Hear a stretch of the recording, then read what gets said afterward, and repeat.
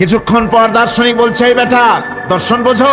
Sir খামোখাই শরম দিচ্ছেন, এ সমস্ত বড় লোকের খাবার, ওগুলি আমার সামনে বলে লাভটা কি? আমরা গরিব মানুষ, এগুলি আমরা কোনোদিন দেখিও নাই, খাইও নাই। দার্শনিক বলছে, বেটা বেউকুফ, দর্শন মানুষে বুঝি খায়? তোর জীবন আটা নাই মিশা। মাঝি কয় হইতেও পারে। এবার দার্শনিক বলছে, এই বেটা কিছুই তো জানো না, খালি দাঁত বাইর করো, ইতিহাস চেনো? মাঝি বলছেন, স্যার এইবার একটা কথা বলছেন যেটার সাথে কিছুটার মিল আছে, আমি খাইছি। সেটা হচ্ছে, বাপ গরিব ছিলেন, কিন্তু মাঝে মধ্যে শীতের মৌসুমে পাতিহাঁস জবাই করে আমরা খাইতাম।